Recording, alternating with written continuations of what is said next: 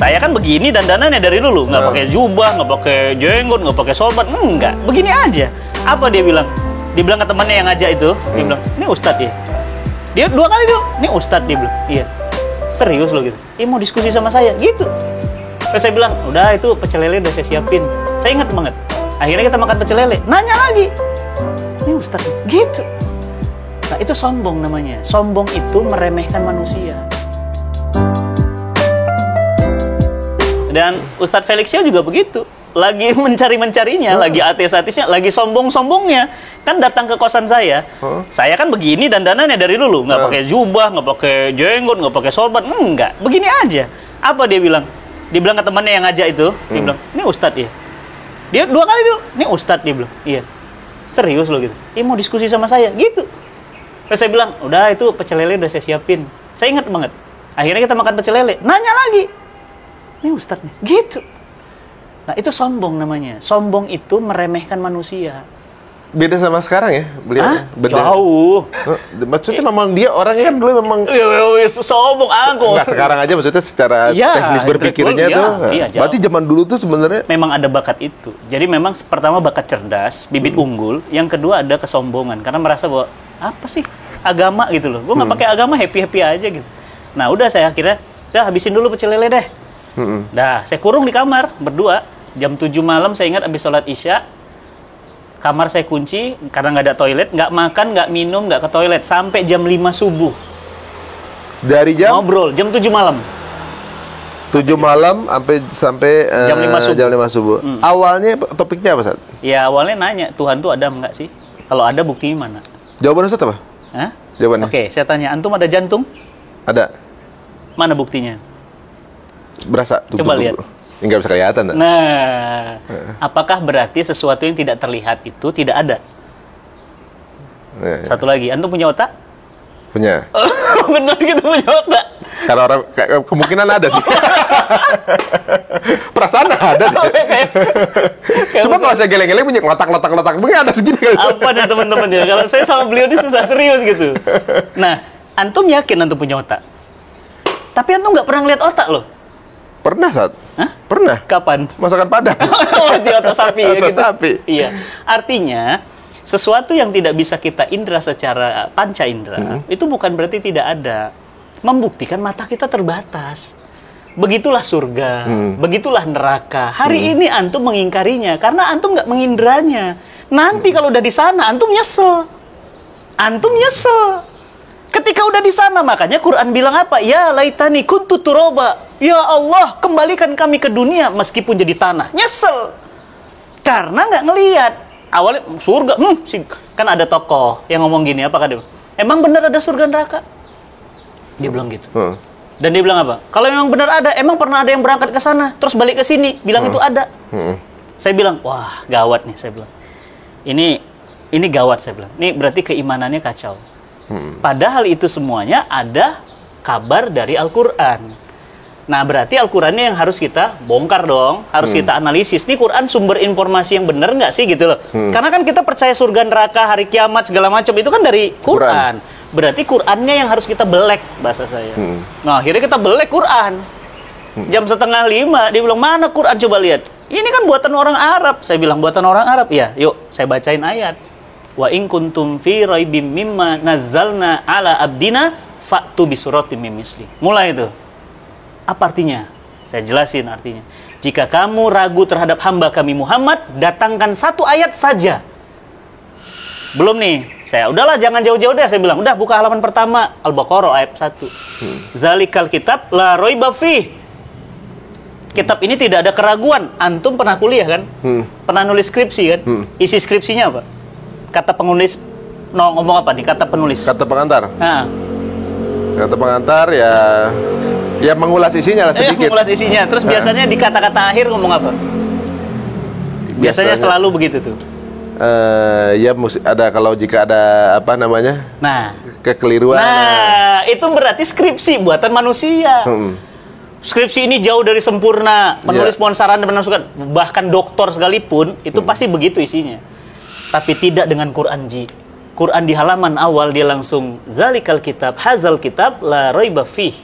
Tidak ada sedikit pun, bayangin Ji. Berarti kalau nggak ada sedikit pun ragu, berarti neraka Pasti. benar. Berarti surga benar.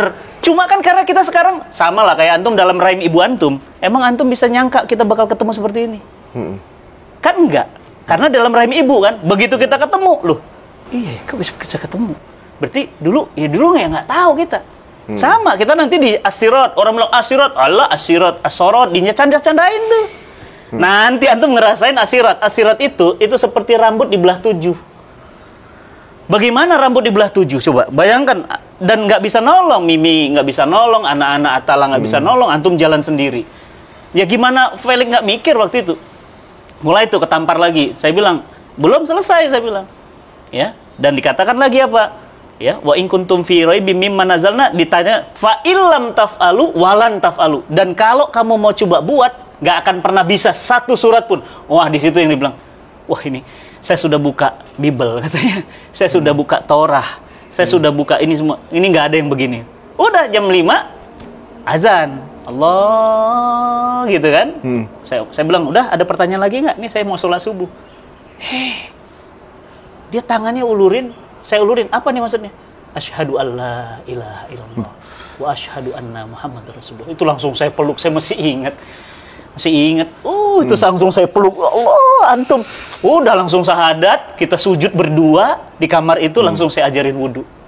Yang nggak pernah wudu. Dan saya ajari juga, saya ajak sunat. Ternyata baru sunat udah gede. Jangan bilang sama siapa, viral ini. Waduh tuh. Saya denger gini aja merinding, Ustaz. Bayangin. Allahu Akbar. Berapa orang yang mungkin dapat hikmah dari apa yang diutarakan Ustaz Felix? Ya. Antum dapat berarti. Allahu Akbar, walillahilham, mudah-mudahan. Tapi antum kenal aneh kan berarti kan? Kenal saya. Tuh, diinget-inget. Enak banget ya. Cuma gitu doang. Enaknya Islam kan begitu. Saling kenal dan mengingat. Iya. Waduh, itu hal yang mungkin ya prosesnya tuh kita tuh ngelihatnya sosoknya udah seperti sekarang aja gitu. Cuma itu pasti semalaman segitu lama pasti omongannya banyak banget. Banyak, Ji. Pertanyaan detail dan memang luar biasa. Ustadz Felix itu detail, terus dia menyeluruh juga iya, tapi dia juga mempertanyakan tuh dalam. Saya kalau nggak Allah mudahkan lisan saya, kalau nggak Allah kuatkan hujah-hujah saya, nggak mampu. Jadi itu semuanya Allah. Saya kan 5 tahun di Malaysia. Mungkin teman-teman belum tahu, saya 5 tahun di Kuala Lumpur. Ikut ibu saya bisnis. Sebelah toko. Mohon maaf ya, ini bukan menghinakan agama, dia kan nyembah Tuhannya gitu. Kemudian saya bilang, kamu nyembah siapa? Iseng saya gitu. Nyembah Tuhan. Tangannya kok 4? Saya bilang gitu. Iseng saya nanya. Ya karena dia maha kuasa. Kenapa nggak 100? Supaya lebih kuasa. Ya nggak usah dipertanyakan. Kata. Loh, nggak pertanyakan. Terus kok hidungnya mancung? Yang pernah ngeliat hidungnya mancung? Belum sih. Terus kok percaya ada Tuhan? Saya gelitik keimanannya. Udahlah, kayak gituannya ditanya. Udah, ternyata itu buat dia nggak bisa tidur. Jadi Ustadznya jadi Ustadz Felixnya versi Ustadz Felixnya versi yang temennya Ustadz itu ya? Saya ajak dia mikir. Besok pagi dia datangin saya, dia bilang, kok saya kepikiran yang kamu bilang ya? Dia bilang, orang India. Ya, terus dia bilang apa?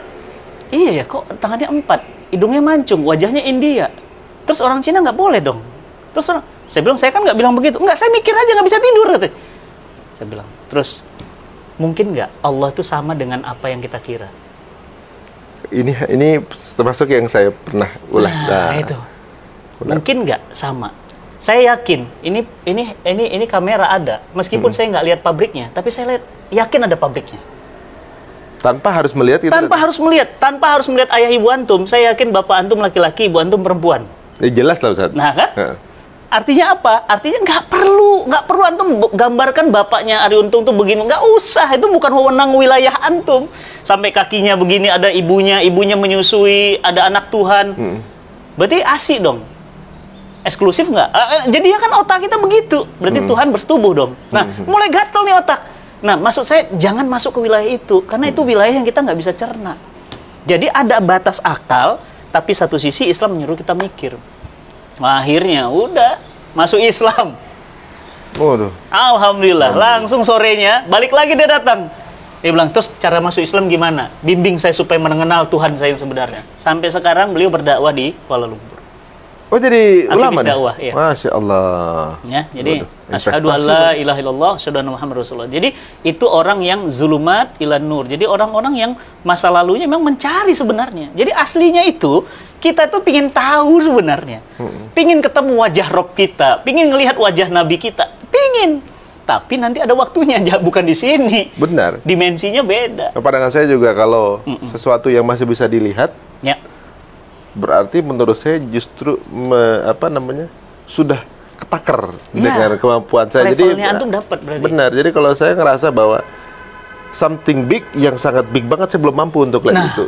Ketika itu hal itu mampu saya lihat. Masya Allah. Berarti ya cuma segitulah jangkauannya. Jadi ibaratnya kalau misalnya ada sosok Tuhan gitu ya, berasal dari satu race tertentu. Itu udah semi rasis sedikit. Mestinya rasis. Tuhan itu adalah race semua orang. Dia rasis. Nah, mesti race gitu. semua orang masuk di situ kan gitu. Jadi gitu. Ketika Nabi Musa ingin bertemu Tuhannya, Robnya, nggak usah diapa-apain, kasih cahaya aja, langsung jatuh pingsan. Nggak sanggup, Ji. Iya benar. Mata kita ini nggak bisa gitu. Jadi jangan maksain. Tadi aja deh, coba lihat otak kita. Atau saya simpel bertanya sama teman-teman semuanya, berapa undur-undurnya? Ayo jawab coba. Berapa undur-undurnya? 2, 1. Kata ada siapa? Yang 12 kali. Kata siapa? 12. Kata siapa 2? Emang pernah ngelihat? Dibilangin orang. Udah bilangin orang, artinya betapa terbatasnya mata kita. Makanya corona aja nih ada. Ya, kita nggak bisa lihat ya. Tapi nggak bisa lihat. Tapi buktinya ada orang yang kena. Ya kan kita nafas, Ustaz. Nah? Nafas kita kan. Iya. Kita nggak bisa lihat udaranya. Nah, ada kita nafas. Jadi artinya, Ji, hal-hal seperti itu yang membuat orang mikir. Itu satu sisi ya.